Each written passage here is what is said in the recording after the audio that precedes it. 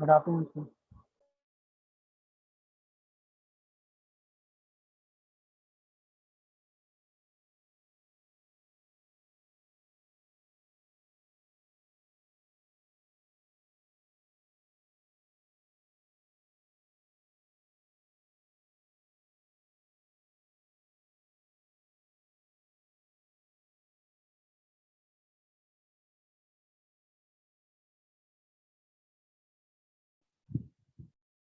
Good afternoon, Ayush.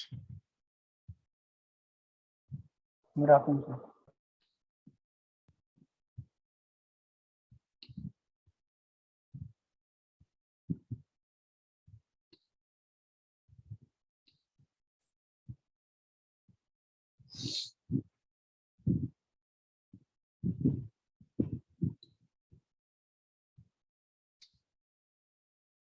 Okay, तो कल तक हमने एरर्स कंप्लीट कर लिया था। अब एरर्स के बाद ना नेक्स्ट जो टॉपिक है that is measurement of length mass and time. Measurement of length mass and time NCERT में एक पैरालेक्स दिया हुआ, लेकिन दो इंस्ट्रूमेंट्स और मुझे आपको कराने हैं, तो वो एक्सपेरिमेंट्स में लेकिन दो ही में क्वेश्चंस आते हैं। एक है वर्नियर कैलिपर और दूसरा है स्क्रू गेज। बट वो एक्सपेरिमेंट वाला पोर्शन है, मैं उसको अभी आपके साथ नहीं कर रहा हूँ। Will do it on Sunday. Next Sunday हम एक क्लास रखेंगे और उसमें वो डिस्कस करेंगे। उससे पहले मैं चाहता हूँ मैं आपको ना कुछ शीट स्लाइड्स वगैरह शेयर कर दूँ। उसमें बहुत थ्योरेटिकल है, बहुत सारी चीज़ें लिखवानी पड़ेंगी। मैं आपके साथ पहले एक पीडीएफ शेयर कर लूँगा पैरालेक्स और वर्नियर कैलिपर और स्क्रू गेज का। उसके बाद संडे हम उसे कंप्लीट कर लेंगे। फिलहाल हार्डली टेक बना। So I will start unit number 2 kinematics. अब यहाँ से आपका मेजर सिलेबस स्टार्ट।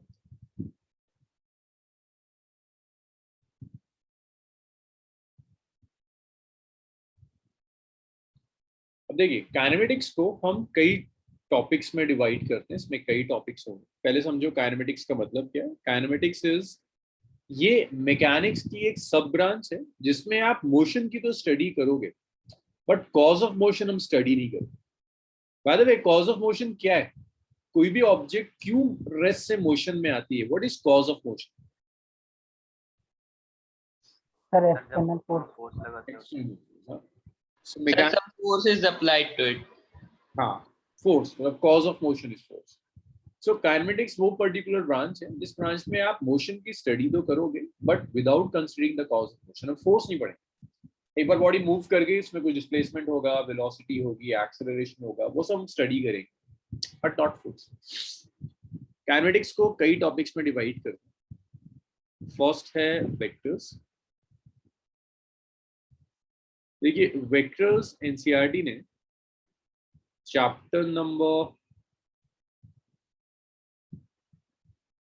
4 में दिया है। आफ्टर वेक्टर्स हम एक कोर्स करेंगे, a course on a very short course on mathematical physics।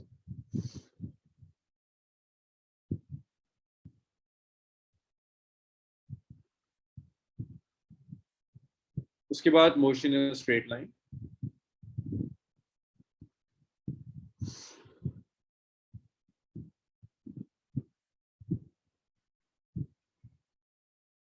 This is chapter number 3 of NCERT।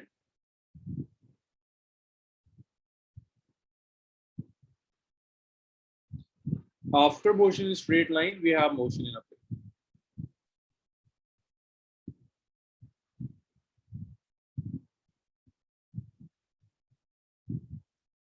Motion in a plane NCERT का चैप्टर नंबर 4। तो मैं थर्ड पहले स्टार्ट नहीं कर रहा, पहले हम वेक्टर्स कर रहे हैं, क्योंकि motion in a straight line में भी मुझे वेक्टर्स की जरूरत पड़ी। विदाउट वेक्टर्स मैं आपको मोशन इन स्ट्रेट लाइन नहीं सिखा सकता। विल फर्स्ट टू वेक्टर्स, उसके बाद हम मोशन इन स्ट्रेट लाइन और मैथमेटिकल फिजिक्स कर सकते हैं। और इसी मैथमेटिकल फिजिक्स में कुछ एरर के क्वेश्चंस और रह गए जो डिफरेंशिएशन के बाद ही मैं आपको करा सकता हूँ, तो वो वहां डिस्कस करेंगे। इतना लिख लीजिए। Will start with vectors.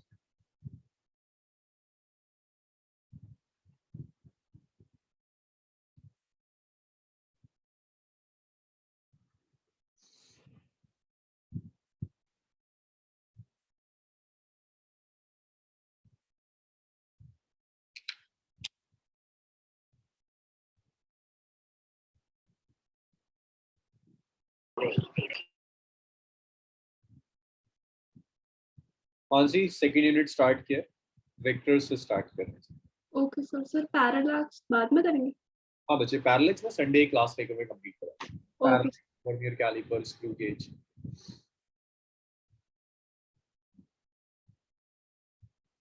सो याद रखना, काइनेमेटिक्स फाउंडेशन है फिजिक्स का। आपको डायमेंशंस नहीं आता, लॉग कुमार आयुष में इसमें कराऊंगा मैथमेटिकल फिजिक्स। जितनी भी मैथमेटिक्स आप फिजिक्स में या केमिस्ट्री में यूज करोगे वो सब मैं इसमें सिखा दूंगा।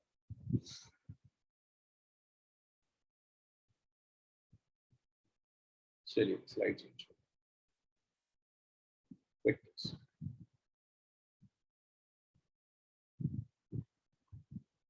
Sir, what was the fourth point for that? Written, sir. Okay.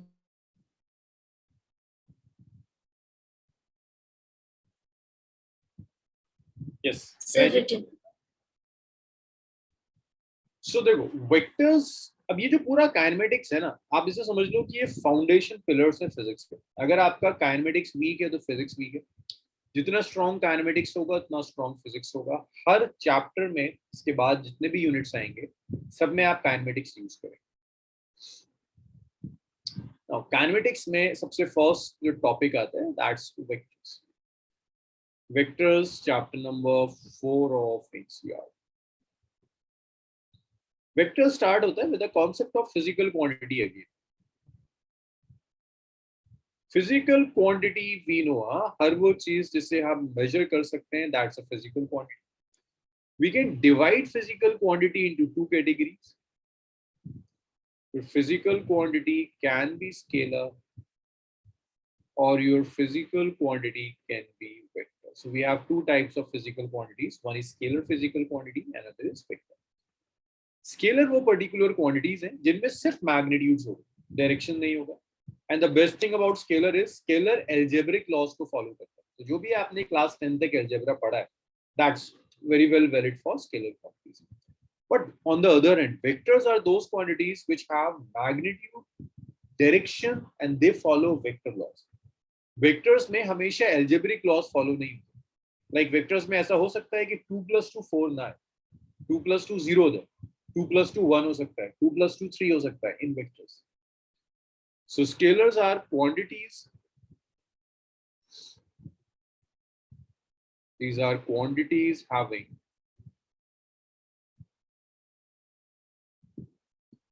only magnitude.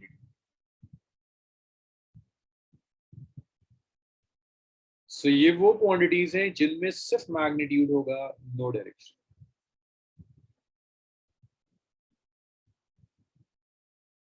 They follow algebraic laws.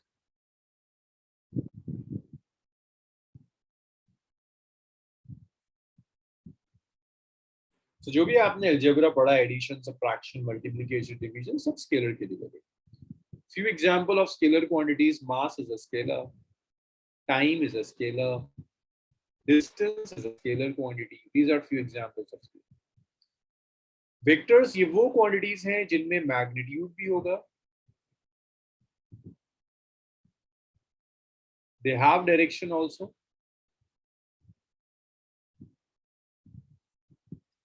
and they also follow vector laws. They have magnitude, they have direction, and they follow vector laws. These quantities are known as vectors. So यहाँ पर आपको vector laws ही सीखने। इस chapter में आप ये सीखोगे what are vector laws, कैसे वेक्टर्स को ऐड, सबट्रैक्ट या मल्टीप्लाई करें। Few examples of vectors are like force is a vector quantity, velocity is a vector quantity, acceleration is a vector. These are vector quantities: force, velocity, acceleration. These are few examples of vector. Sir displacement क्यों ना? Yes. Sir displacement. दोबारा से देखिए क्या कह रहे हैं? Sir displacement Definition. यही definition है, quantities having magnitude, direction, and following vector laws of vectors. Yes, yes, displacement is a vector. Yes, it's a vector.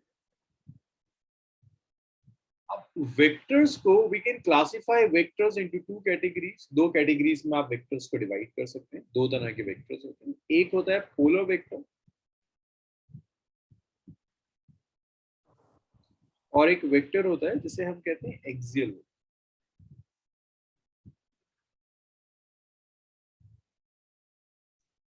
So polar vector वो पर्टिकुलर वेक्टर है which act in a straight line. जो भी vectors एक straight line में act करेंगे they are polar vectors. They act in a straight line. They act in a straight. So जो भी vectors straight line में act करेंगे they are polar. Polar vectors के एक और चीज इंपॉर्टेंट है. They have a starting.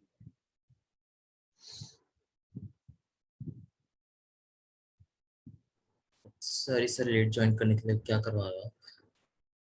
Akshat yes. Just मैंने यार यूनिट नंबर 2 स्टार्ट करा. ठीक है. यूनिट नंबर 1 में पैरेलल्स रह गया है. Parallels we will do on Sunday. Okay sir. Parallels experiment का टॉपिक है. संडे आराम से करेंगे. सो अभी मैं आऊंगा इन स्लाइड्स पर, आप नोट कर लेना. मैंने जस्ट वेक्टर स्टार्ट किया. सो वेक्टर्स अक्षत वो क्वांटिटीज हैं व्हिच हैव डायरेक्शन. हर वो क्वांटिटी जिसमें डायरेक्शन होगा that's a vector. We can divide vectors into two categories. So vector could be a polar vector. Polar vectors are particularly those vectors which are acting in a straight line. Then we have axial vectors. Axial vectors are particularly those vectors which produce rotational effect. So they produce rotation.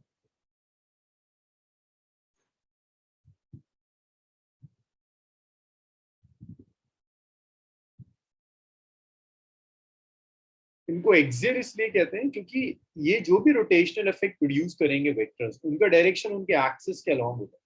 Like आपका fan rotate कर रहा है, उस rotating fan से आप बहुत सारी quantities associate कर सकते हैं. You can associate angular velocity with this fan. You can associate angular displacement with this fan. You can associate a torque with this fan. You can associate an angular momentum with this fan. All displacements, angular displacement, angular velocity, torque will act along the axis. This axis के about the fan rotate करता है. So they act along the axis of rotation.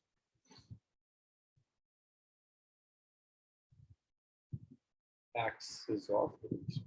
Axial vector में बहुत discussions, जो detailed discussions होंगे वो discussions हम करेंगे ड्यूरिंग रोटेशन. लाइक आपके सिलेबस का जो 5th यूनिट है रोटेशन, वहां हम डिस्कस करेंगे उसको अभी.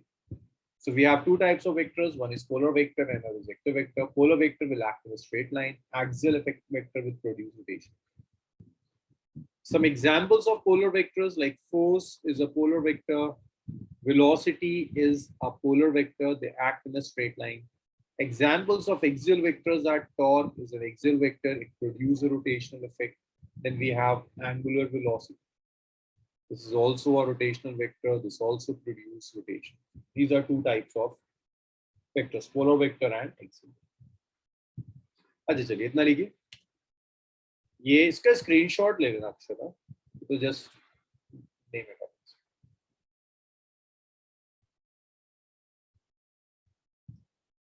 नोट इट डाउन और मुझे बताओ अगर इसमें कोई डाउट्स हैं, कोई डिस्कशंस हैं.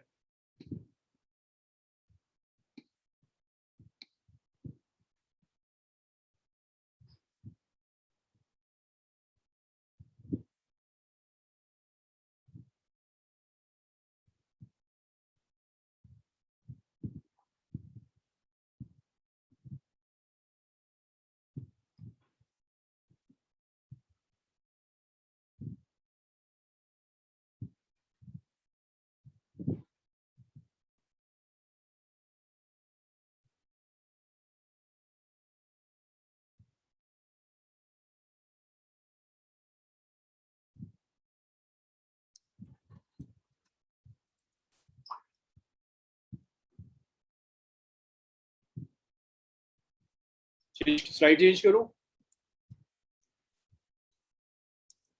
Yes.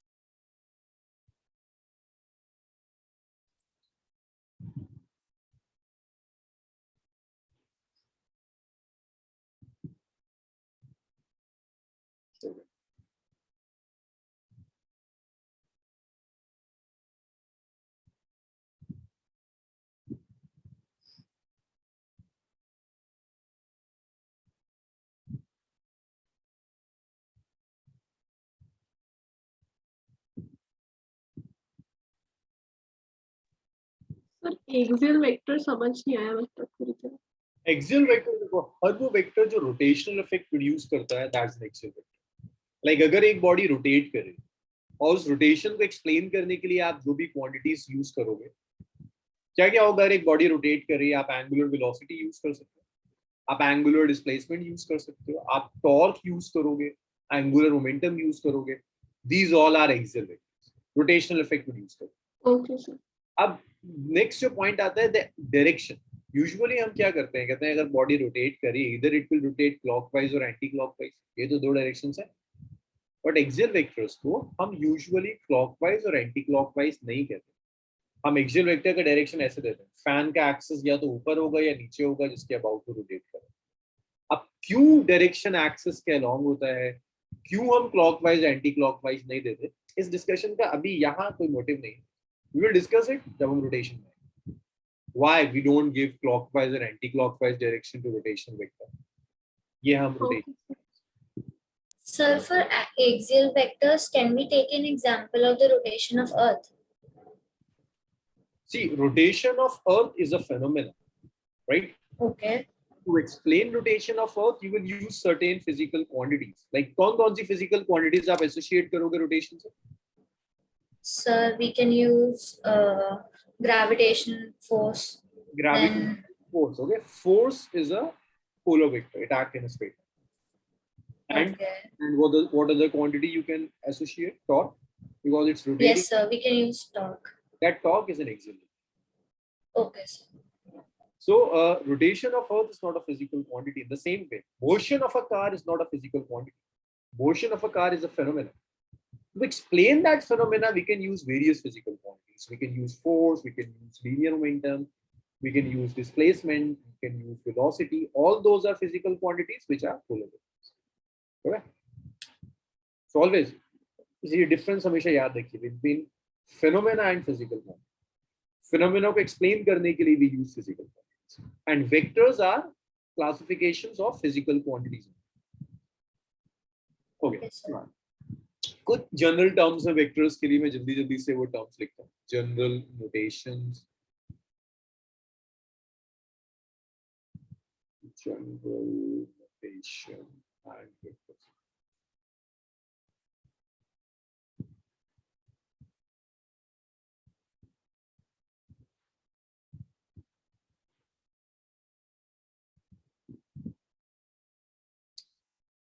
So first thing is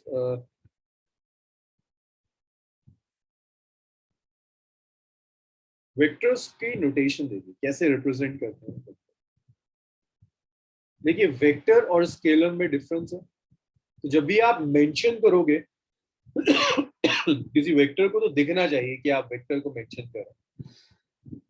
ऐसे मेंशन करते हैं वेक्टर को, एक के ऊपर एरो लगा दिया, या अगर कोई वेक्टर क्वांटिटी है ना तो उसे हम बोल्ड करते हैं। जैसे आपने किसी क्वांटिटी को बोल्ड कर दिया, that quantity is a vector. Either we use arrow over the quantity or just bold any letter. Bold quantity will be okay. NCERT ना कभी भी एरो नहीं लगाएगा। लाइक पूरी NCERT आप पढ़ जाओ, कहीं एरो नहीं मिलेगा।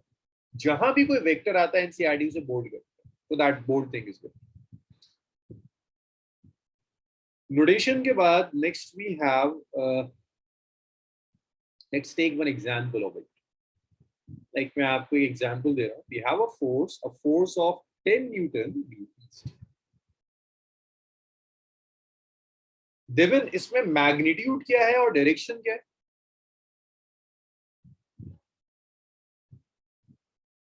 देवन इस फोर्स के एग्जांपल में क्या मैग्नीट्यूड है और क्या डायरेक्शन है? देवन है क्लास में? है तो देवन, या तुम लोग ना डांट सुनना शुरू करो। दिव्यांशु बताएगा। दिव्यांशु 10 न्यूटन ड्यू ईस्ट में मैग्नीट्यूड क्या है और डायरेक्शन क्या है? सर मैग्नीट्यूड 10 है, 10 न्यूटन है और डायरेक्शन ईस्ट है। यस, मैग्नीट्यूड है 10 Newton. This 10 Newton is magnitude.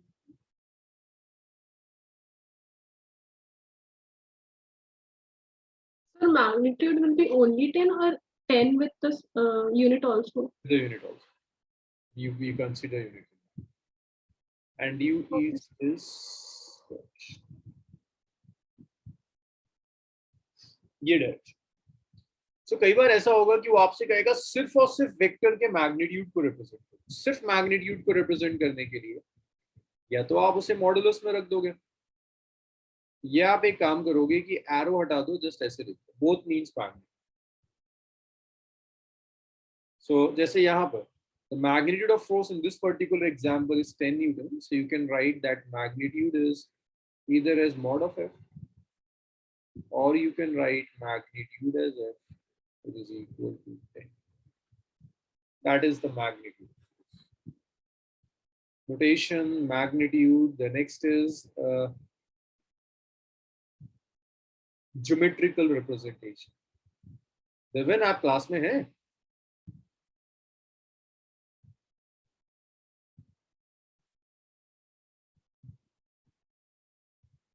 This is geometrical representation.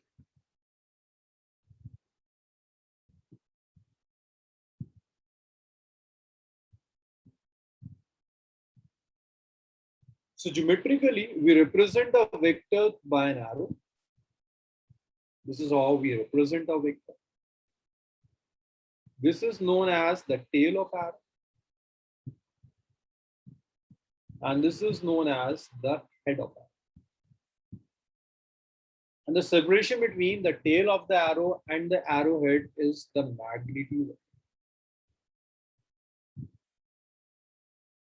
ये magnitude है. Tail और head के बीच का जो भी separation होगा, that's magnitude. Sir geometrical representation ठीक से समझ नहीं आया. देखो वेक्टर को ना ज्योमेट्रिकली हम एक एरो ड्रॉ कर देते हैं, वो एरो आपके वेक्टर को ज्योमेट्रिकली शो करेगा. लाइक मैं आपसे कहता हूँ ये 4 से ईस्ट के अलोंग, इसे आप ज्योमेट्रिकली शो करना चाहते हैं तो आपने एक एरो बनाया. अब ये जो एरो हेड है ना, ये आपको डायरेक्शन बताएगा.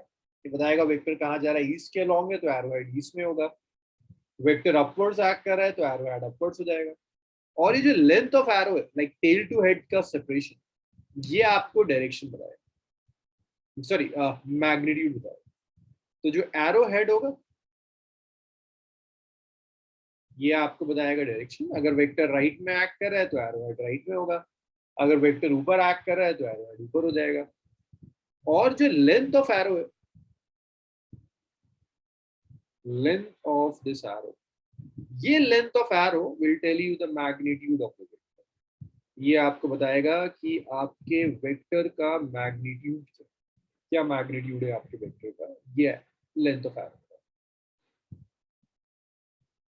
सर मतलब हमने ए के ऊपर जो छोटा वाला एरो बनाया उसके अलावा भी एक और एरो बनाना पड़ेगा हमें.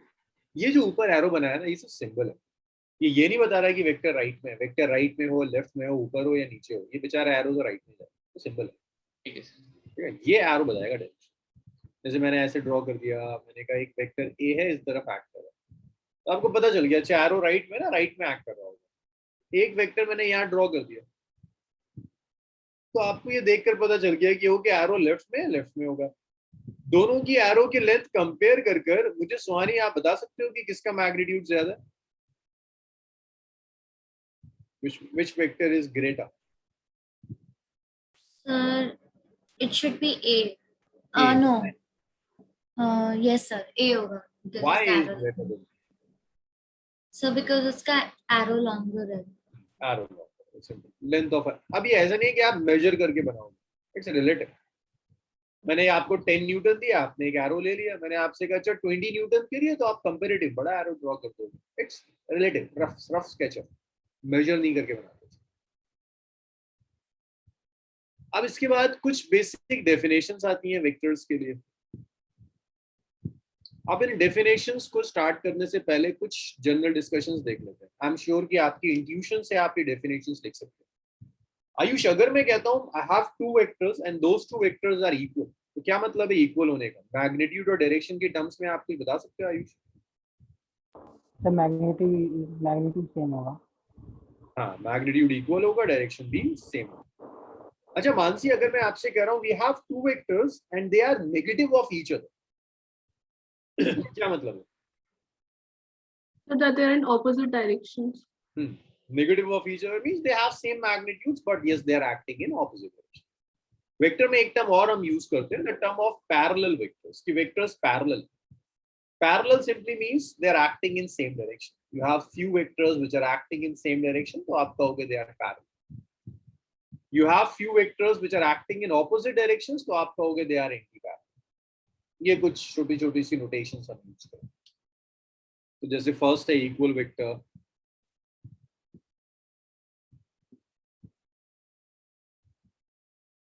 So equal vector simply means equal magnitude and same direction.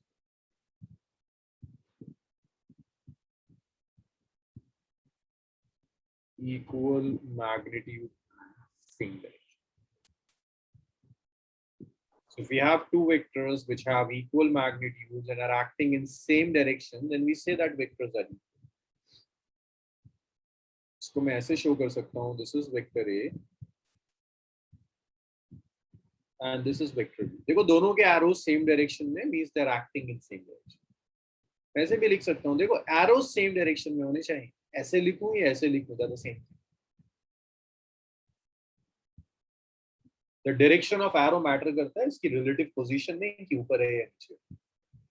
These are equal vectors. और अगर equal vectors हैं, that means angle will be 0. If vectors are acting in same direction, that means angle between them is 0. After equal vector, we can have one more example like negative vector. We can have one more example like negative. So negative vectors have equal magnitudes, but they act in opposite directions.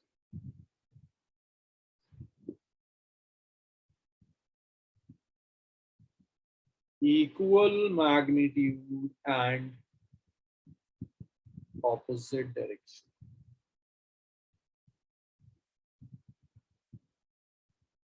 And we write equal vectors in this way. Vector A is equal. Which means if this is vector A, then vector B will act in exactly opposite directions. Angle between them is 180 degrees. If you have two vectors which are acting in opposite directions, that means angle between them is 180 degrees. Vector A is minus of vector. Yes, Sidhi definitions है. इसमें बहुत कुछ है नहीं जो मैं आपको समझाऊं. Parallel vectors simply means these are vectors which act in same directions. These are vectors which are acting in same direction.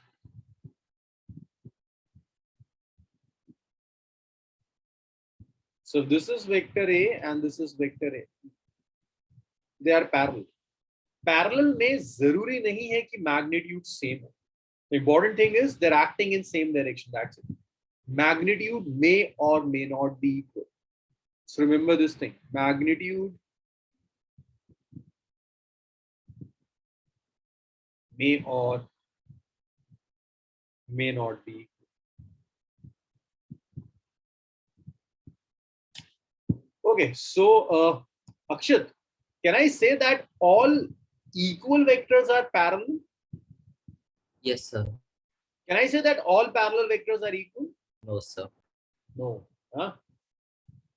All equal vectors are parallel, but all parallel vectors may not be equal. They can have different magnitudes. But when we say they are equal, that means they will definitely have same directions.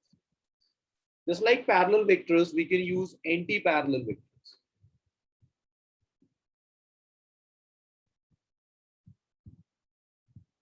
Yes, Mansi. Now you can guess. What are anti-parallel vectors?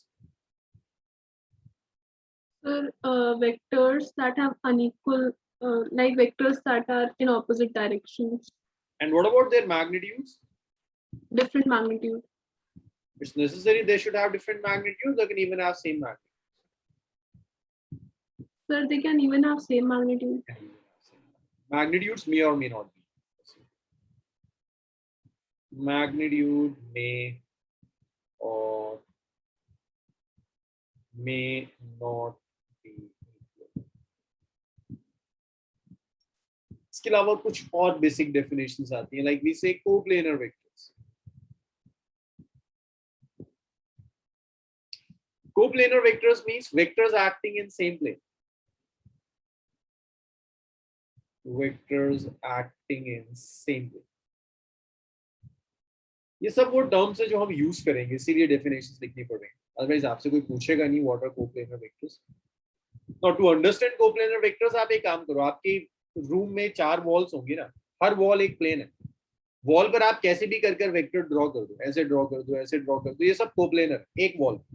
जैसे ही आप दूसरे wall पर draw करोगे, अब first wall और second wall के vectors coplanar नहीं है। कोप्लेनर मींस जो एक प्लेन में एक्ट करे, समझ में आ रहा है? 4 वॉल्स होंगी ना, 4 फेसेस होंगे, हर फेस एक प्लेन है, आपने उस पर ड्रॉ कर दिया, एक प्लेन पर जितने भी वेक्टर्स आप ड्रॉ कर सकते हैं दे ऑल आर कोप्लेनर। लेकिन एक प्लेन और फिर दूसरे आपने वॉल पे ड्रॉ किया, दे वोंट बी कोप्लेनर, जो भी सेम प्लेन में आता है। Then we have one more definition, coinitial. ये तो नाम बता रहा है, देविन बता देगा। देविन, कोइनिशियल वेक्टर्स का क्या मतलब है?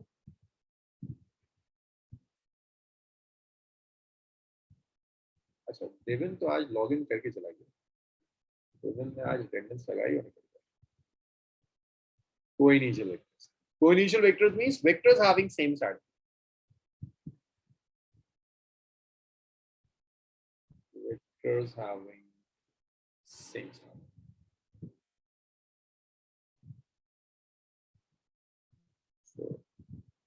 जिन वेक्टर्स का भी स्टार्टिंग पॉइंट सेम होगा they are coinitial. Vector A, vector B, they have same starting point, origin same है ना, टेल टेल कोइंसाइड कर रहा है, इसे कहते हैं कोइनिशियल। जल्दी से लिख डालो, बेसिक सी डेफिनेशन जल्दी से लिख लो, कोई नहीं पूछेगा आपसे what are equal, what are parallel, what are negative vectors, but during our calculations, during derivation will be using these terms, so it's better कि आपको ये टर्म्स पता होंगे, इन टर्म्स का मीनिंग क्या है।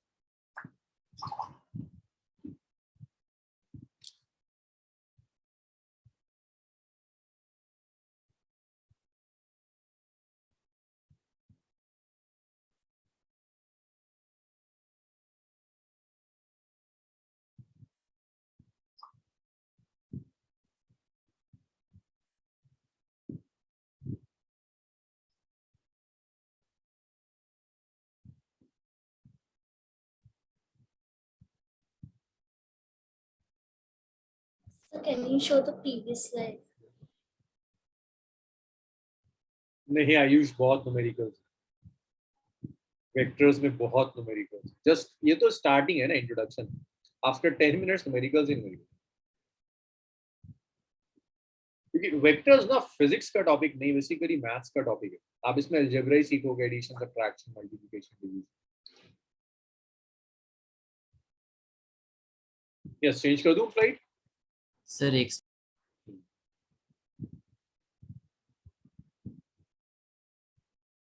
Sir done.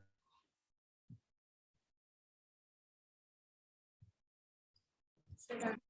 ओके, देवेन क्या यार,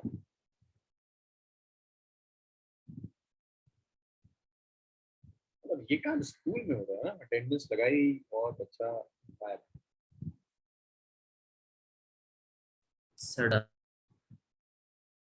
सबने लिख लिया, रख दो उसको, चेंज करो slide. Yes, sir.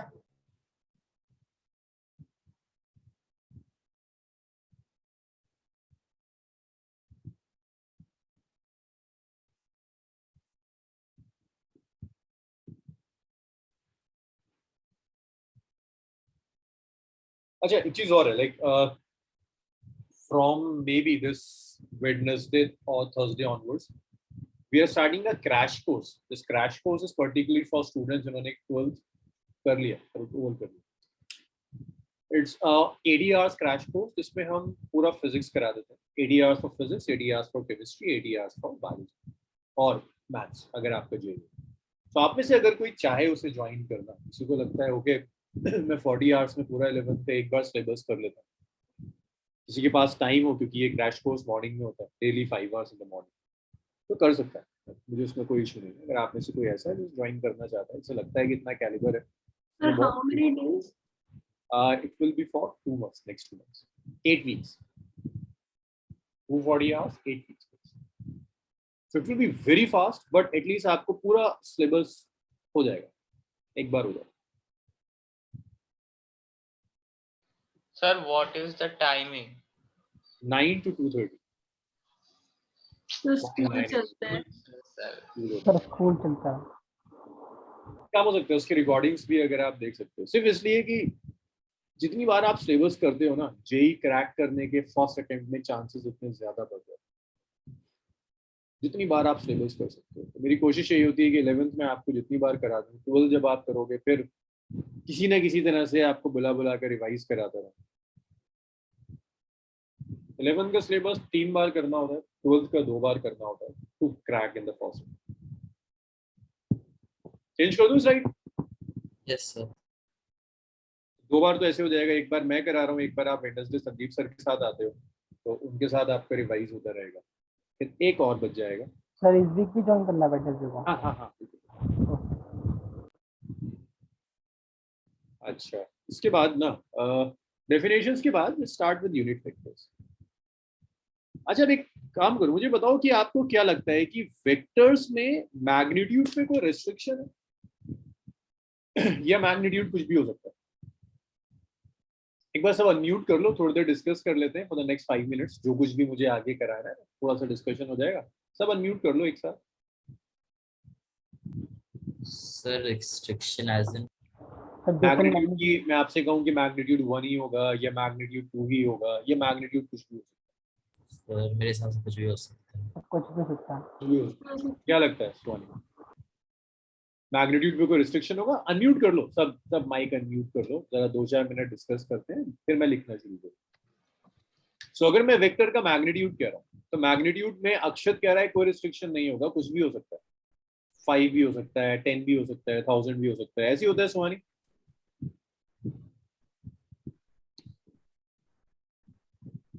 Yes, sir. Yes sir हो सकता है। डायरेक्शन पे कोई रिस्ट्रिक्शन है या डायरेक्शन भी कुछ भी किसी भी डायरेक्शन में एक्ट कर सकता है? सर फोर्स जिस डायरेक्शन में लगेगा उसी डायरेक्शन में जाएगा। ऑफ कोर्स हम कहीं भी लगा सकते हैं, राइट लेफ्ट ऊपर नीचे इनवर्ड आउटवर्ड्स कहीं भी जा सकता है। और So, कहीं in भी हो सकता है डायरेक्शन। हाँ, डायरेक्शन में डायरेक्शन भी कहीं भी हो सकता है। कहीं भी हो सकता है।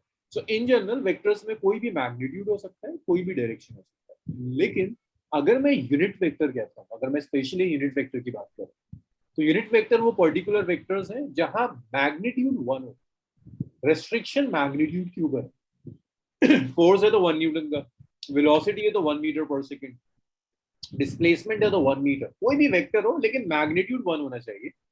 डायरेक्शन पर कोई रिस्ट्रिक्शन, एक्स वाई जेड ऊपर नीचे कहीं जाए, डायरेक्शन में कोई इशू नहीं। जो भी इशू है वो इशू मैग्नीट्यूड के साथ है कि मैग्नीट्यूड 1 होना चाहिए। अगर मैग्नीट्यूड 1 है then we call it as a unit. नाम ही बता रहा है, देखो फिजिक्स में जब यूनिट कोई आता है ना, यूनिट मींस 1, यूनिटी 1 से बनती है। तो unit vector simply means vectors having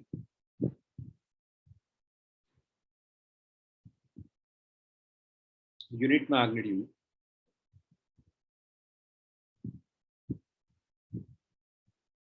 and any given direction. So direction पर कोई restriction। अब देखो, अगर ऐसा एक वेक्टर है जिसका मैग्नीट्यूड 1 है तो इसको बाकी वेक्टर्स से अलग है, क्योंकि जनरली अगर मैं वेक्टर्स लिख रहा हूँ तो मैग्नीट्यूड कुछ भी हो सकता है, यहाँ मैग्नीट्यूड 1 है तो इसके नोटेशन में भी डिफरेंस होता है। कैप लगा दे, एरो नहीं लगाते, कैप लगाते, कैप या हेड कहते हैं। तो जहां भी कैप आ जाए that means it's a unit vector, its magnitude is unit. मुझे मैग्नीट्यूड इसका स्पेसिफाई करने की जरूरत ही नहीं है, चलो कैप लगा दिया ना, इट्स मैग्नीट्यूड इज ऑलवेज, जरूरत ही नहीं है आपको स्पेसिफाई करने की। That's the best thing about a unit vector. Like मैंने एन कैप लिख दिया कहीं भी, मैंने आपसे कहा I have a unit vector n cap in this direction, Divyanshu क्या मैग्नीट्यूड होगा? सर 1। अच्छा, मैं कहता हूँ दिव्यांशु की मुझे एक यूनिट वेक्टर चाहिए इसके एग्जैक्टली ऑपोजिट डायरेक्शन, क्या नाम होगा उसका? सर मतलब मैग्नीट्यूड तो 1 ही है। डायरेक्शन में कह रहा हूँ रिवर्स करने, तो डायरेक्शन रिवर्स कैसे दिखाओगे? Reversal of direction. सर जो वो ऊपर की ओर एरो है उसको नीचे की ओर कर देंगे, मतलब अपसाइड डाउन सर लगा मॉड देंगे। माइनस लगा देंगे बस। एरो तो ऑपोजिट हो गया ना, एरो तो मैंने यहाँ से इसको ऑपोजिट कर दिया, बस एन कैप के साथ एक माइनस एन कैप लगा लो। एन कैप अगर राइट में तो माइनस एन कैप कहाँ जाएगा? लेफ्ट में। और एन Yes, कैप sir. और माइनस एन कैप दोनों का मैग्नीट्यूड कितना होगा? It will be 1. Both will have magnitude of.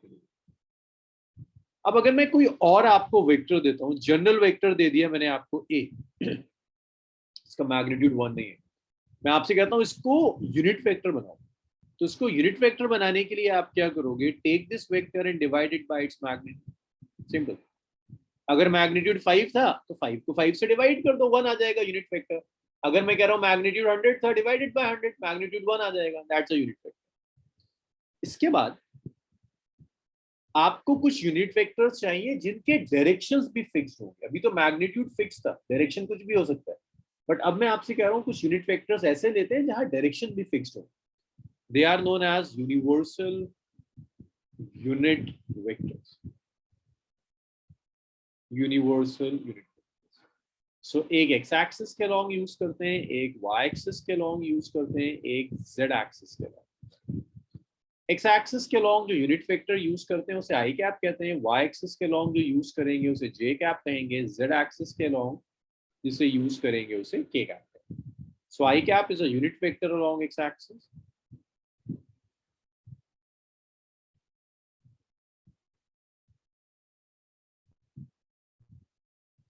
J cap is along y axis, and this k cap is a unit vector along z axis. Divyanshu, negative x axis के along क्या होना चाहिए? Along x axis is I cap. Negative x axis के along क्या होना चाहिए? minus I cap. Minus I cap. Negative y के along minus j cap. Negative z के along minus k cap. And remember, z axis का it's outwards. It's a 3-dimensional plane. तो मैं ये जो z ऐसे ड्रॉ कर रहा हूँ ना, basically coming out of the plane. Like आप मोबाइल फोन, लैपटॉप जो भी यूज कर रहे हो, उस मोबाइल फोन या लैपटॉप के परपेंडिकुलर अपना पेन रख दो. That is z axis. बाहर आ रहा है मेरे लैपटॉप से, जो बाहर आ रहा है direction, that is my z axis. वो z एक्सिस.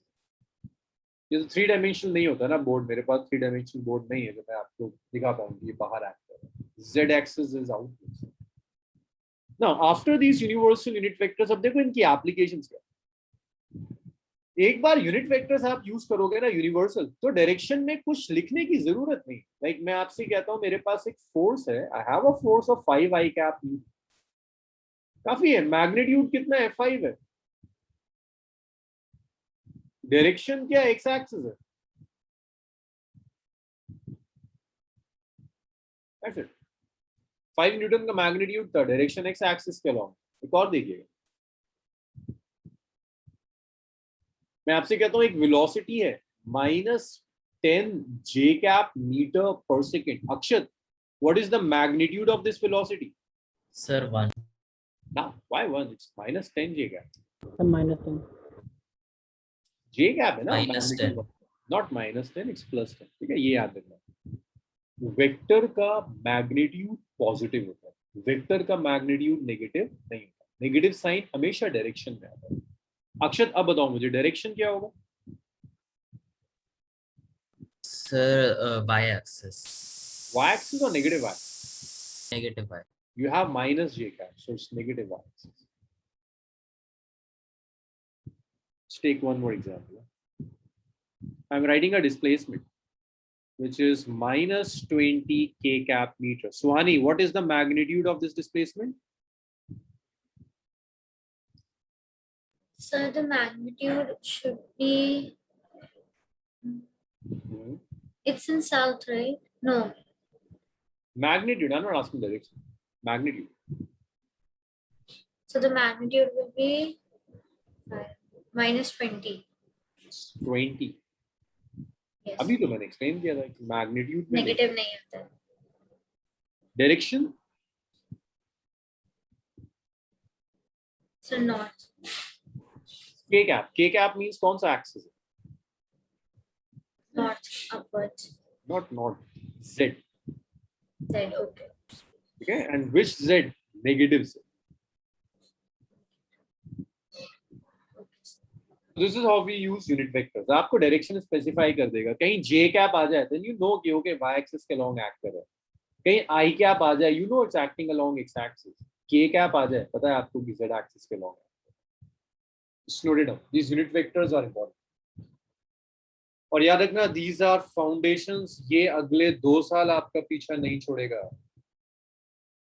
आप कुछ भी करो फिजिक्स में, कुछ भी, you will use these unit vectors. Sir जो यूनिट वेक्टर है उसका फॉर्मूला है sir A R upon absolute A. ये बेसिकली यूनिट वेक्टर बनाने का फॉर्म, एक वेक्टर को यूनिट वेक्टर बनाने का फॉर्म। मतलब मैं आपसे कहूँ एक वेक्टर है, उसका मैग्नीट्यूड 5 न्यूटन है, is it a unit vector? No तो सर, सर 5 आप न्यूटन कहता हूँ से। यूनिट वेक्टर बना दो तो क्या करोगे? आप कहोगे 5 से डिवाइड कर देता हूँ, यही करोगे ना? यस बस वही yes, काम sir. कर रहा है। This is how we convert a vector into a unit vector.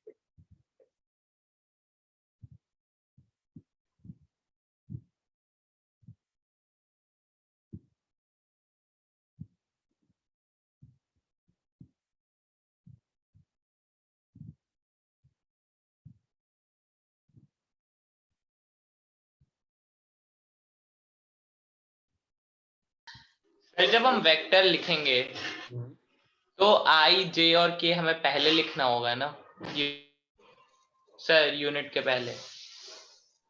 Unit से पहले, यस।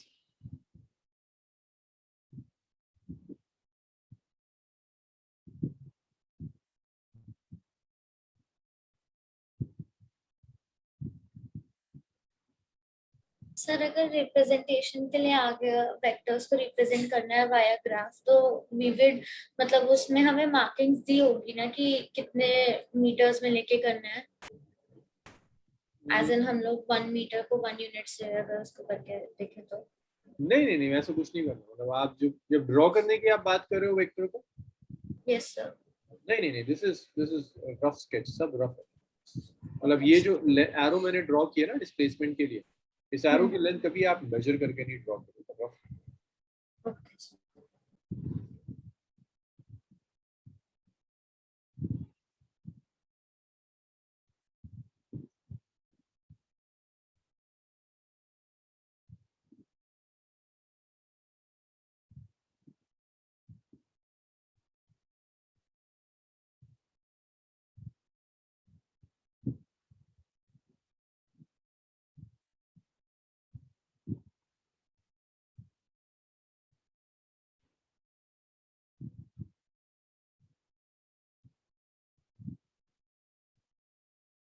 ये इतना हो गया था आप लोगों को? सर एक सेकेंड।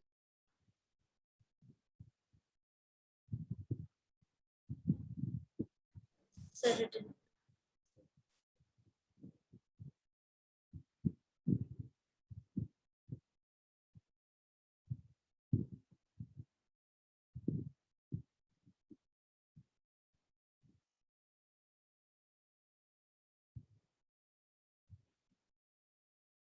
नेक्स्ट देखिए कार्टेशियन फॉर्म।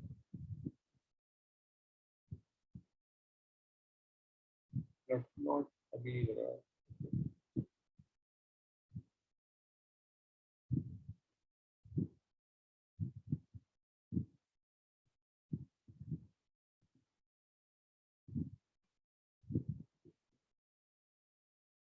देखिए वेक्टर्स को रिप्रेजेंट करने के लिए आप 2 फॉर्म्स यूज कर सकते हैं, 2 पर्टिकुलर फॉर्म्स होंगी जो आप यूज करेंगे। एक फॉर्म हो सकती है जिसे आप कहोगे पोलर फॉर्म,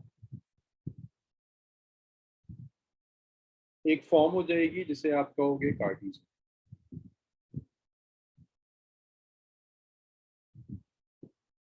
एक पोलर फॉर्म, एक कार्टेशियन फॉर्म। देखो पोलर फॉर्म में क्या होगा, आप वेक्टर्स को रिप्रेजेंट करेंगे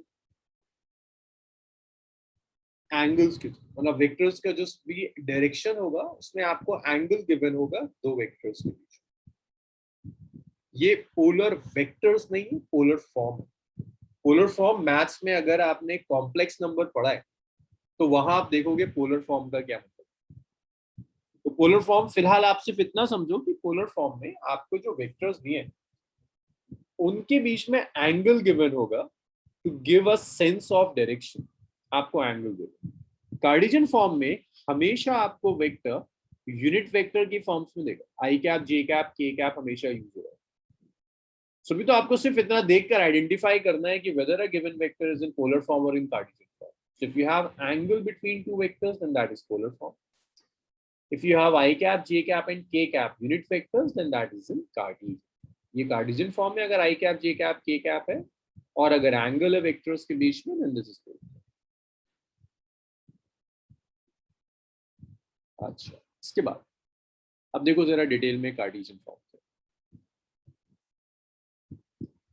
कार्टेशियन फॉर्म ना आप कुछ ऐसे समझ सकते हो जैसे वेक्टर्स, अगर आपने कोई पॉइंट लिया, उस पॉइंट के आप कोऑर्डिनेट्स लिखते हैं। लाइक आपने कोऑर्डिनेट लिखा 2 3 1, x coordinate is 2, y coordinate is 3, z coordinate is 1, वो कोऑर्डिनेट्स हुए।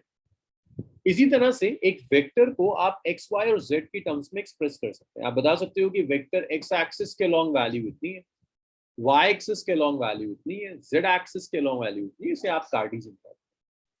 सो कार्टेशियन फॉर्म में आप x, y और z एक्सिस के लॉन्ग बताओगे वेक्टर की वैल्यू क्या है। जैसे मैं आपसे कहता हूँ एक वेक्टर है a,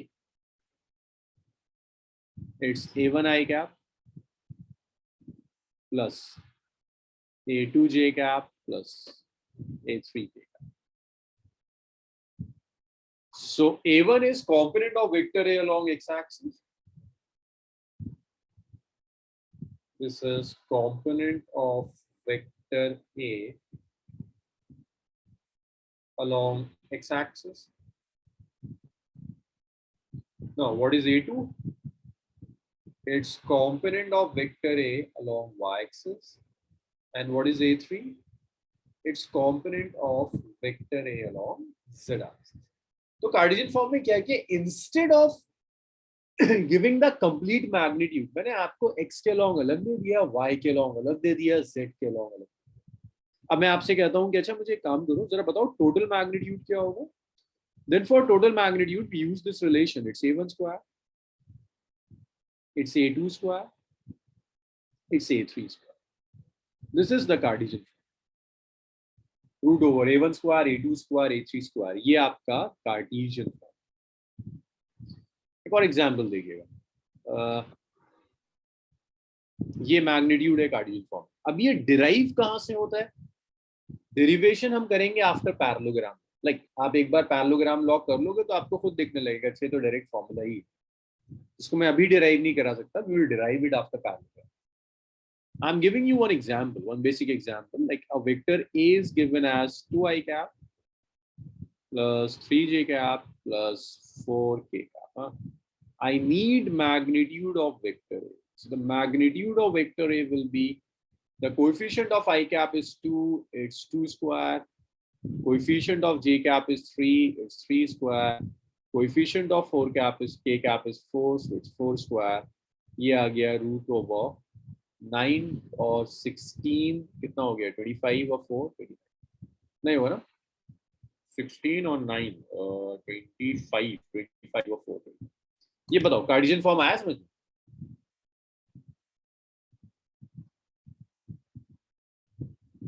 सर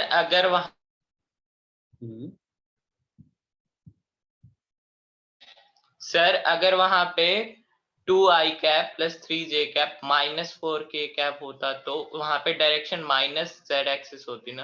हाँ बिल्कुल, -4 का स्क्वायर लेकर फिर भी +16 ही आता है ना दिव्यांश? yes, सर मैं डायरेक्शन की बात, हाँ डायरेक्शन बिल्कुल माइनस z एक्सिस, बिल्कुल सही कहा। Okay, just note it down. और डाउट्स बताओ मुझे इसमें अगर कहीं कोई डाउट है। Mansi, Suhani? No sir. No sir. अच्छा, मैं जैसे जैसे सिलेबस में आगे बढ़ूंगा ना, आपकी स्पीड बढ़ाएंगे, ओके, धीरे धीरे स्पीड बढ़ाएंगे। आपको कहीं प्रॉब्लम आए तो मुझे बता दो। अभी आप लोगों की स्पीड बहुत बढ़ सकती है, कुछ स्पीड मैं बढ़ाऊंगा, कुछ स्पीड संदीप सर तो बहुत ज्यादा स्पीड बढ़ा देंगे, तो स्टैंडर्ड ही बहुत बढ़ा। Done sir. ओके, चलो मैं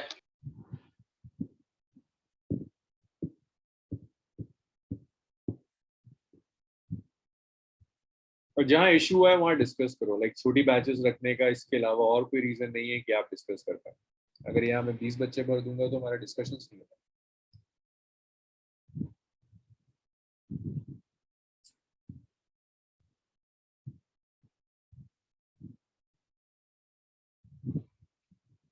सर ये वेक्टर्स को सॉल्व करने का फॉर्मूला है? ये ना मैग्नीट्यूड निकालने का फॉर्मूला है दिव्यांशु। अगर ये कार्टेशियन फॉर्म में दिया है और मैं आपसे कहता हूँ ये तो x axis, y axis, z axis के लॉन्ग तो अलग अलग मैग्नीट्यूड्स पता है, मैं आपसे कहता हूँ टोटल मैग्नीट्यूड कैलकुलेट करो, उसके लिए ये formula total magnitude. Sir, suppose that there is a vector between I and J, like x axis and y axis के बीच में कोई वेक्टर होगा, तो हम उसकी नेमिंग कैसे करेंगे? वो वेक्टर जो है ना, वही तो ये है। देखो अगर मैं आपसे कह रहा हूँ कि ऐसे आप कह रहे हो ना कि एक वेक्टर यहाँ जा रहा है, A तो vector. वेक्टर है, इसका कुछ इफेक्ट आप देख के बताओ मानसी, कुछ इफेक्ट एक्स एक्सिस के लॉन्ग आ रहा होगा ना, Yes sir. मींस इसका एक्स के लॉन्ग भी कुछ कंपोनेंट होगा, वाई के लॉन्ग भी इसका इफेक्ट आ रहा होगा। Yes sir. तो ये जो वेक्टर मैंने आपको दिया है ना, ये ऐसा नहीं कि सिर्फ एक्स के लॉन्ग एक्ट कर रहा है, इसका इफेक्ट एक्स के लॉन्ग भी है, वाई के लॉन्ग भी है, जेड के लॉन्ग। अगर आप कह रहे हो सिर्फ इन दोनों के बीच में, तो आपका जो वेक्टर होगा that's a1 i cap plus a2 j cap, क्योंकि जेड के लॉन्ग तो कोई इफेक्ट नहीं है। Yes sir. It doesn't mean कि it's acting only along x axis. It means इसका इफेक्ट x के लॉन्ग भी है, y के लॉन्ग भी है, z के लॉन्ग बीच में जा रहा है। अच्छा, with the same logic Mansi, अगर मैं आपसे कहूँ आई have a vector which is acting only along x axis, तो बता सकते हो कि कौन कौन से यूनिट वेक्टर्स नहीं होंगे आपकी इक्वेशन में? Meaning sir, can you repeat the question? Like if I'm saying you have a vector which is acting only along x axis, it's acting only along x axis. Yes तो sir. कौन कौन से unit vectors नहीं होंगे जब मैं इसको लिखूंगा? क्या j कैप होगा? If you have a vector which is acting only along x axis, तो y के along तो कोई इफेक्ट नहीं जा रहा, Yes sir. y के along तो कोई कंपोनेंट नहीं होगा, j कैप नहीं होगा। क्या k कैप होगा? No sir. सिर्फ क्या होगा, एग्जिस्ट क्या करेगा? I cap. ऐसे लिख, तो जब मैंने तीनों लिख दिए दैट मींस वेक्टर का इफेक्ट हर डायरेक्शन। Okay sir. यहाँ तक क्लियर है सबका? सुहानी, Yes, Ayush, clear? Yes, sir. Okay. Yes, sir. So can you go back to the previous slide? I have to note something.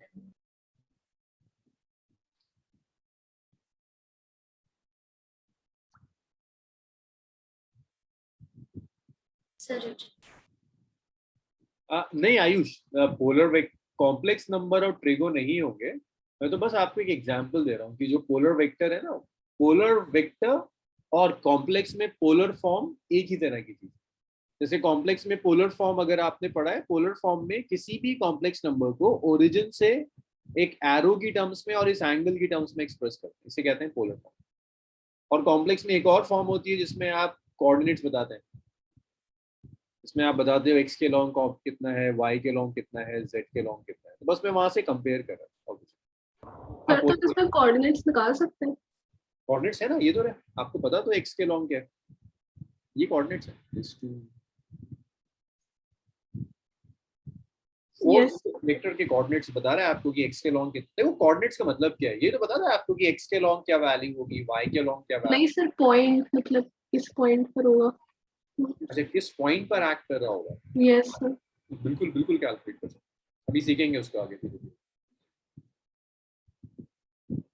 बिल्कुल आप कैलकुलेट कर सकते आएगा, वो भी धीरे धीरे आएगा। एक और चीज मुझे बताओ, मैं आपको एक वेक्टर दे रहा हूँ, I am giving you a vector which is 2i cap minus j cap minus k।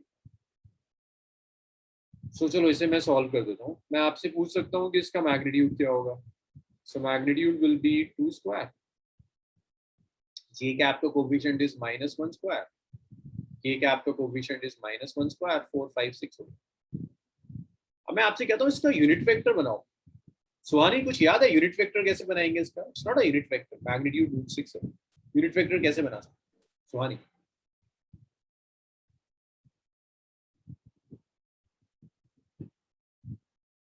कोई आंसर नहीं है सुहानी। Ayush, sir, for unit vectors, we'll use the formula for the Which one? unit vector. which formula?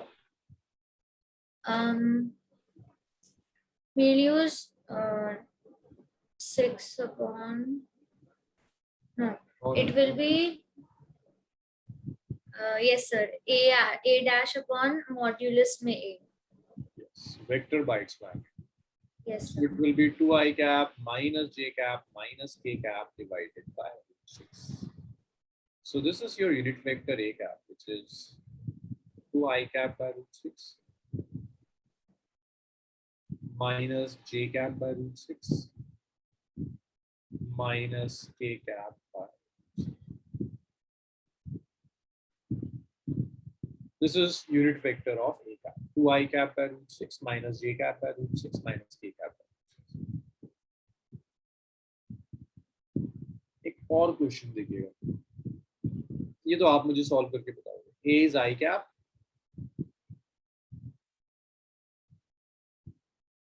minus j cap minus k cap. I need magnitude of vector A and also unit vector. चलिए करिए, solve करिए, बताइए. और please ना answers इसका chat room में लिख दो. कैप वैप लगाने की जरूरत नहीं है, बस आई जे. सर कौन सा वाला मैं भेज रहा हूँ? दोनों दोनों. आयुष ठीक है, ये तो सही आ रहा है आपका. यूनिट वेक्टर भी बना लीजिए. नहीं सर, कौन से चैट? अच्छा चैट में मैं कौन हूँ? फैकल्टी. मैं फैकल्टी हूँ. फैकल्टी है. Sir, you are the host. नाम the faculty is host faculty.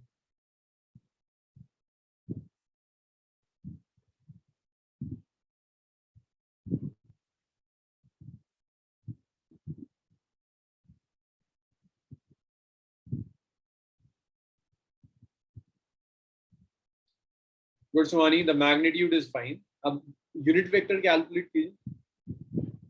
Yes, Akshat, magnitude is fine. Devin नहीं, magnitude गलत आ रहा है.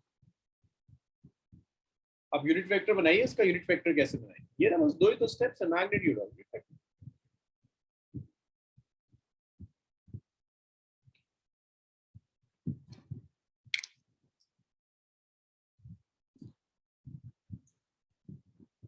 गुड मानसी, ठीक आ रहे हैं सब. यस दिव्यांशु, अक्षत सही आ रहे हैं. So the magnitude of vector A is root over I cap, the coefficient is 1 square. J cap, the coefficient is -1 square. K cap, the coefficient is -1 square. So the magnitude of vector A is root over 3.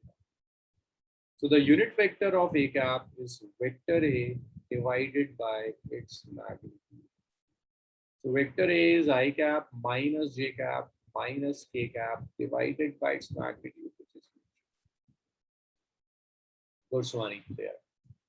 अब आपकी मर्जी, आप सबको अलग अलग भी लिख सकते हो. It's your choice. आप इसको चाहो तो ऐसे लिख दो, I cap by root minus j cap by root 3 minus k cap by. ये सबका क्लियर है देविन? ये हमेशा आई जे और के ही फॉर्म में आएगा.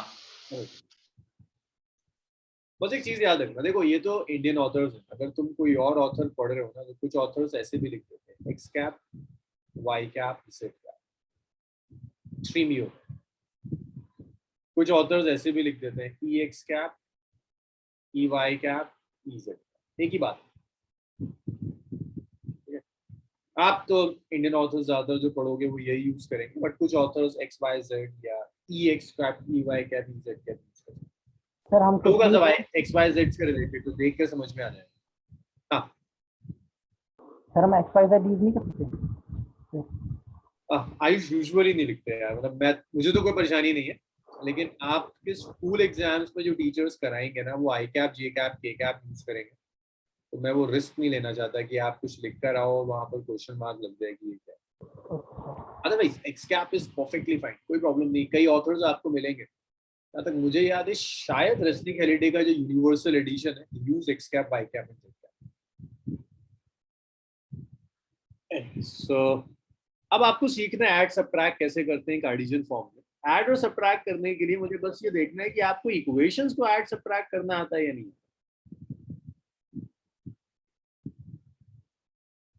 अगर ये आता है तो कार्टेशियन फॉर्म में ऐड सबट्रैक्ट आता है ना. ये ऐड करना, अगर मैं कहता हूँ ऐड करो तो 0 हो जाएगा. ऐसे तो करोगे, x को x से ऐड करोगे, y को y से ऐड करोगे, z को z से ऐड करोगे. This is how we add equation. बस कार्टेशियन फॉर्म में यही करना.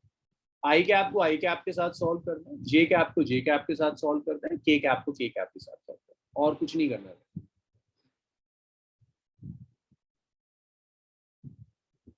So addition and subtraction in Cartesian form. Cartesian form में add और subtract कैसे करें? So if you have a vector A which is a1 I cap, a2 j cap, a3 k, and I have another vector B which is b1 I cap, b2 j cap. अब इसमें देखो कोई formula नहीं है, मतलब बिल्कुल add करना है आई कैप को आई कैप से, जे कैप को जे कैप से और के कैप को के कैप से। तो बस मैं ऐसे ही लिख देता हूँ a1 प्लस b1 आई कैप, a2 प्लस b2 जे कैप और a3 प्लस b3 के कैप। सिमिलरली अगर मैं आपसे कह दूं सबट्रैक्ट कर दो तो आप इन्हें सबट्रैक्ट कर दिए, जस्ट लाइक इक्वेशंस, और कोई फर्क नहीं। जे cap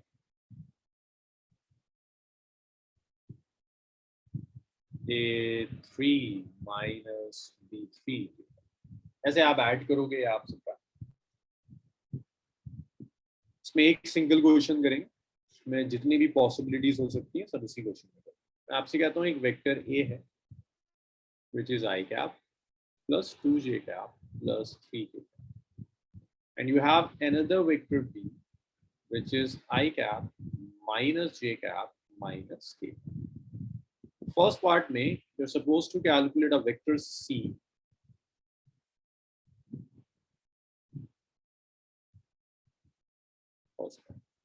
you're supposed to calculate a vector c which is sum of vector a and vector b. अभी देवन करता हूँ मैं। Then you have to write c which is vector a minus vector b, not c.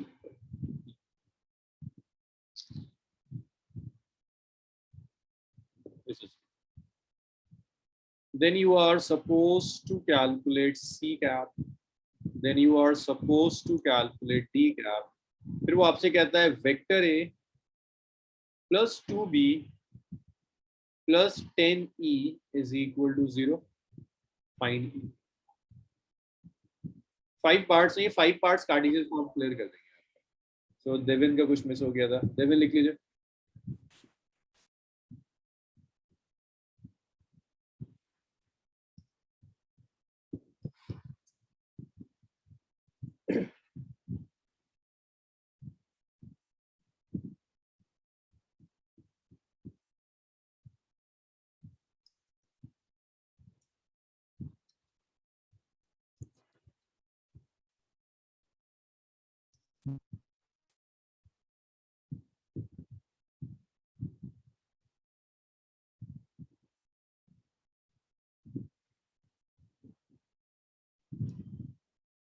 Okay, सो इसको एक काम करते हैं, साथ साथ सॉल्व कर लेते सर हैं। एक बार बहुत पीछे आसान जा है। सकते हाँ, और पीछे हैं इसी पर। यही, इससे पहले वाली स्लाइड। सर यही बात।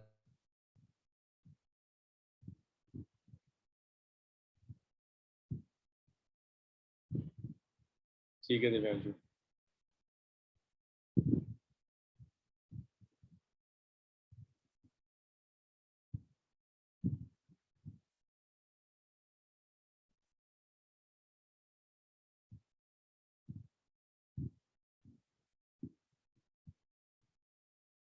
सर सो देखो इसको सिंपल ऐड करना है। फर्स्ट पार्ट में वेक्टर सी जो होगा इट्स सम ऑफ, एक काम करो एक एक पार्ट आप सब लोग मुझे बता दे जाओ, थोड़ा सा टाइम भी बच जाएगा और ये सॉल्व भी हो जाएगा। I cap plus 2j cap plus 3k cap plus it's I cap minus j cap minus k। So this is vector C. Akshat मुझे बता दो क्या आएगा ऐड होने के बाद। सर इट वुड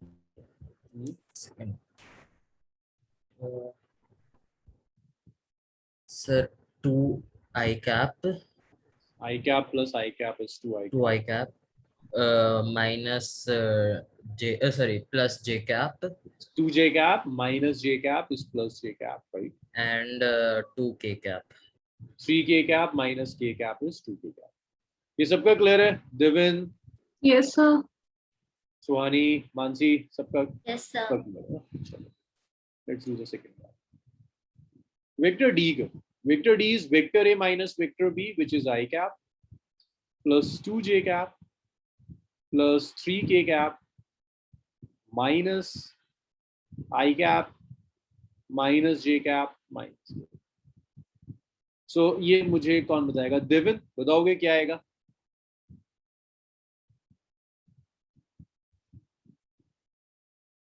ठीक है सुहानी, राइट, गुड. ठीक है देविन, और टर्म्स जे कैप और के कैप वाली terms.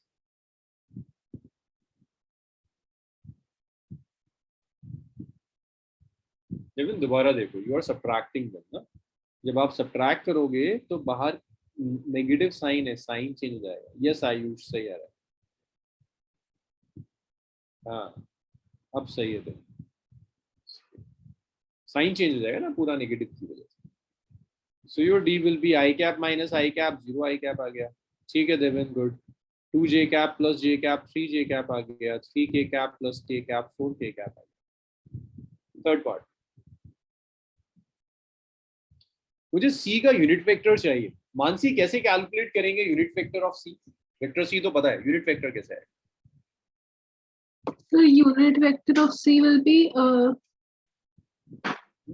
2I cap plus J cap plus 2K cap upon the magnitude. Yes, it will be vector C divided by its magnitude. So vector C is 2I cap plus J cap plus 2K cap. Divyanshu तुमने magnitude गलत तो नहीं लिखा है? It's root over 2 square 1 square 2 square. तो ये आ गया 2I cap plus J cap plus 2K cap divided by 4 4 1 root 9. आप 3 लिख दो. यस सर गलत 4 लिया था वहां पे, तभी गलत हो गया. 2I cap plus J cap plus 2K cap by 3. Fourth part, Suhani आप मुझे डी कैप बता दो. डी कैप कितना होगा, कैसे कैलकुलेट करेंगे? So D cap would be 0I cap plus 3J cap plus 4K cap upon modulus में D cap. So that will be 0 को काउंट नहीं करेंगे तो 3 का स्क्वायर 9, 9 plus 4 का 16 तो 25, that is 5. Very good. यही तो होगा 3 स्क्वायर प्लस 4 स्क्वायर. सो डी कैप कितना आ गया? 3J cap plus 4K cap divided by नहीं सॉरी 16 की 25. The root 25, that will be fine. D cap की होगी. लास्ट पार्ट, ये लास्ट पार्ट मुझे दिव्यांशु बताएगा. दिव्यांशु क्या लगता है a plus 2b plus 10e से e कैसे कैलकुलेट कर सकते हैं? सर ए पे ए की वैल्यू डालेंगे, बी की बी पे वी की वैल्यू डालेंगे, उसके बाद इक्वेशन उधर ले जाएंगे. बिल्कुल जैसे आप इक्वेशंस बनाते हो वैसे आता है. So we have a plus 2b plus 10e is equal to 0. तो आप लिख सकते हैं 10e जो होगा that's minus of a, it's minus of. So e जो होगा that's 1 by 10 minus of a minus of minus आप कॉमन ले लीजिए. minus 1 by 10 it's a plus 2.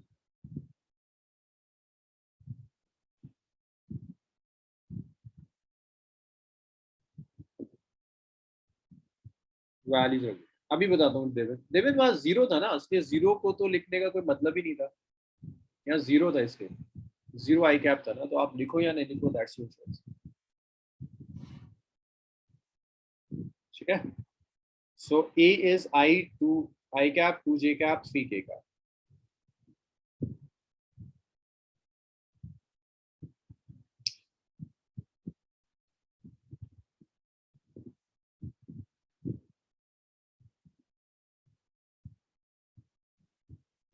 2 into B.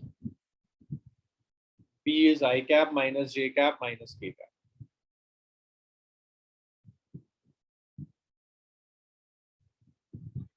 So ये वेक्टर E आ गया -1/10. I cap, चलो मैं स्टेप्स बढ़ा देता हूँ. I cap plus 2J cap plus 3K cap plus 2I cap minus 2J cap minus 2. So vector A is -1/10.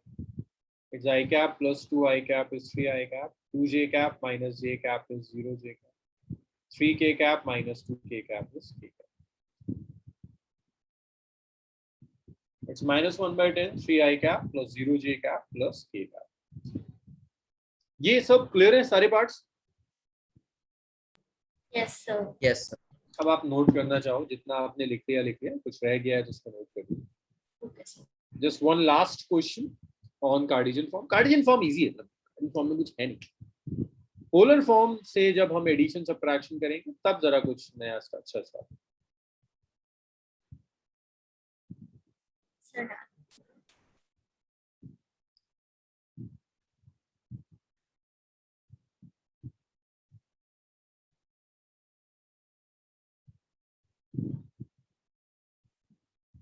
Errors करने का यही फायदा. तो एरर्स करके ना कैलकुलेशंस अच्छी हो जाती है, मल्टीप्लिकेशन डिवीजन की आदत पड़ जाती है, नंबर्स के साथ डील करना. एक बार एरर्स आपने कर ली, अगर कैलकुलेशंस आपने खुद करी है तो फिर पूरे सिलेबस में कैलकुलेशंस टफ नहीं लगती. एक्सट्रीम कैलकुलेशंस एरर में दी.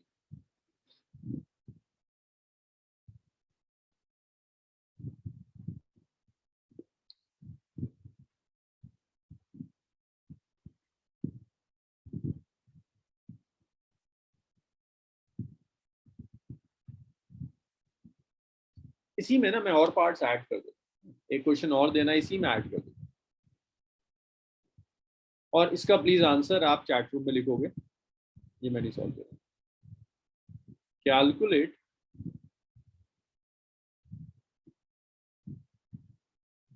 a vector f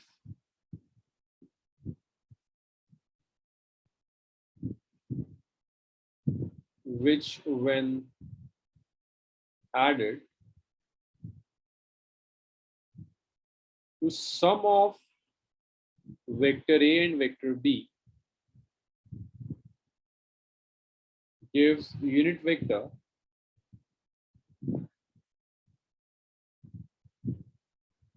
along x-axis. Okay, solve this.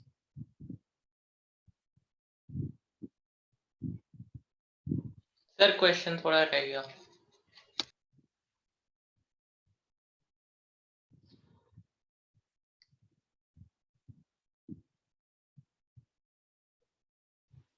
Sir done.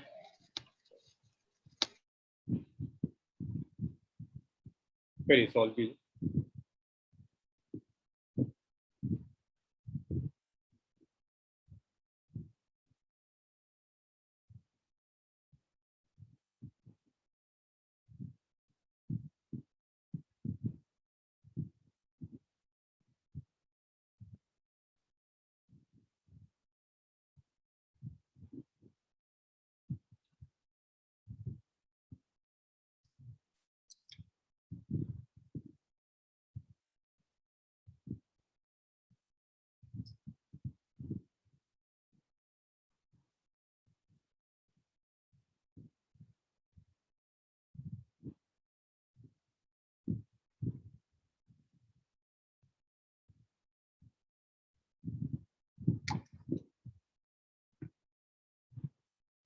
Sir unit vector along X axis लिखा, तो इसमें हम एक्स एक्सिस को क्या लेंगे, मतलब इक्वेशन लगाने के लिए?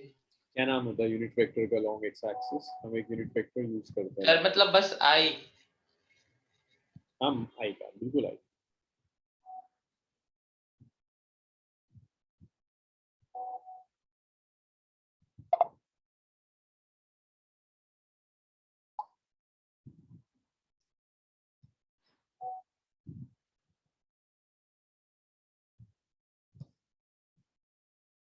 So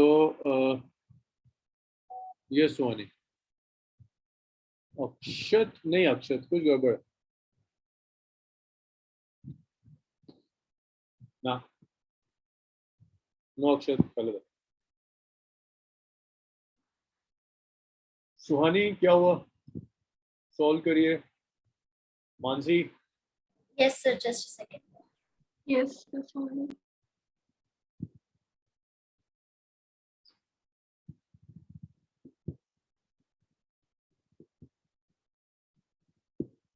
आप लोग के स्कूल में क्या हो रहा है अक्षत? सर फिजिक्स में तो अभी डायमेंशनल फॉर्मूला ही हो। देवेन के में भी कुछ खास नहीं होता। दिव्यांशु आपके में, आपके यहाँ? सर डायमेंशन छोड़ के मैम ने पहले सीधे एरर उठाया, उसके बाद डायमेंशन कराएंगे। तो एरर आपको आता है। Ayush, sir error, error sir dimension formula हो गया। डायमेंशन फॉर्मूला हो गया। मानसी, सर सिग्निफिकेंट डिजिट चल रहा है, एरर हो। Okay. Suhani,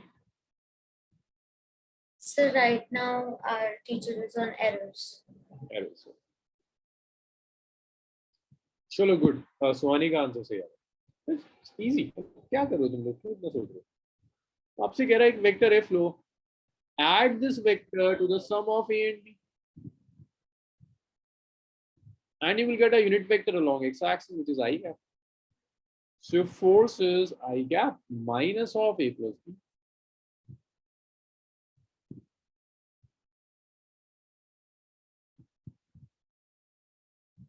I cap minus a plus b कितना है? A plus b is this, ये तो था 2i plus j plus 2k,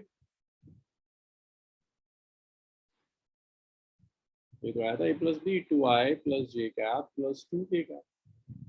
जब आप सब्ट्रैक्ट करोगे so you will get minus I cap minus j cap minus 2k cap. Is it clear?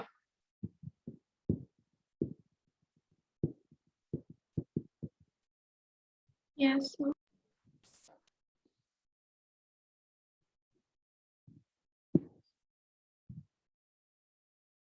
अरे नहीं दिव्यांशु, इसका यूनिट वेक्टर थोड़ा ना बनाना है,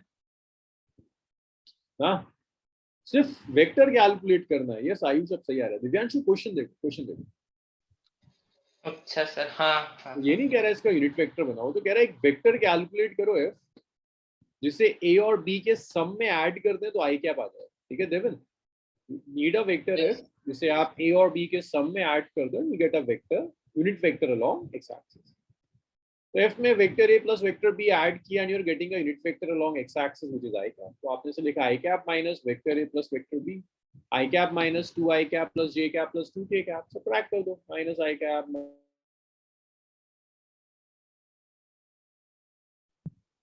yes sir. So that was about unit vector. Like unit vector में इससे आगे कुछ करा ही नहीं सकता और कुछ है ही नहीं, यहाँ बहुत possibilities नहीं होती। Next है addition of vector in polar form. This is interesting. और यहाँ बहुत numerical है। Addition of vectors in polar form.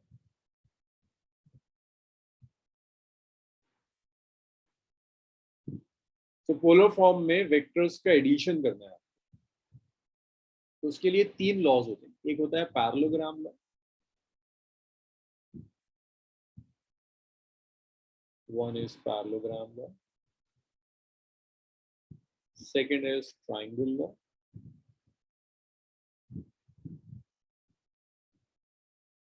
third is polygon. अब इसे स्टार्ट तो मैं लास्ट क्लास में ही करूंगा, आप नाम लिख लो, मैं 2 मिनट में डेफिनेशन लिख देता हूँ, थोड़ा सा टाइम लगता है, इस जल्दी से नोट कर लो। We'll start with parallelogram law, मैं जस्ट डेफिनेशन लिख देता हूँ, स्टार्ट तो फ्राइडे ही करेंगे।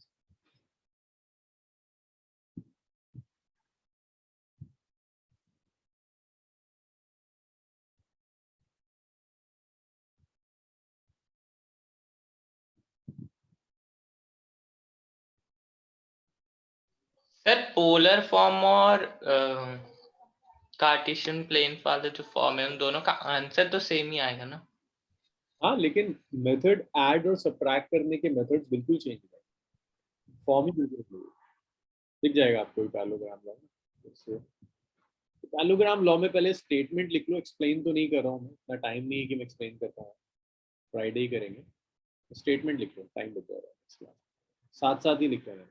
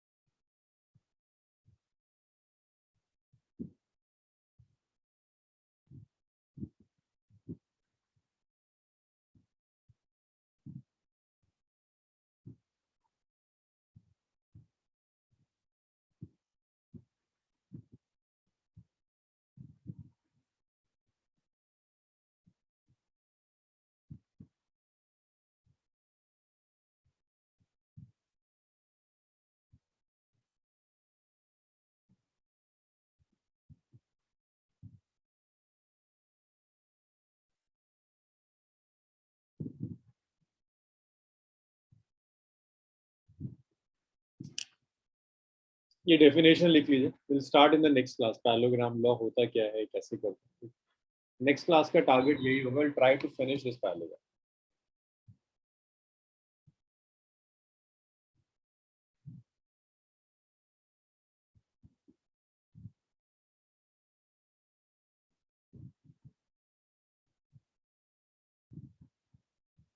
सर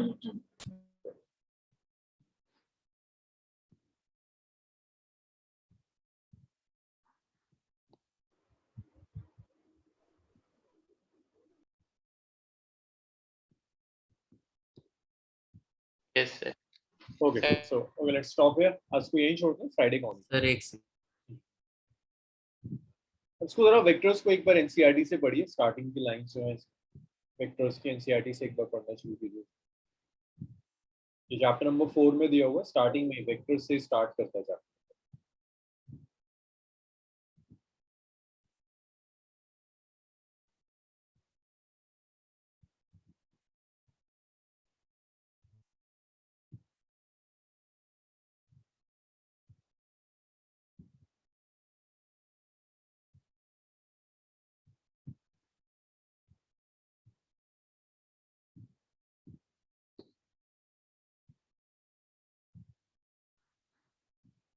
चलो लिख लिया आप लोगों ने?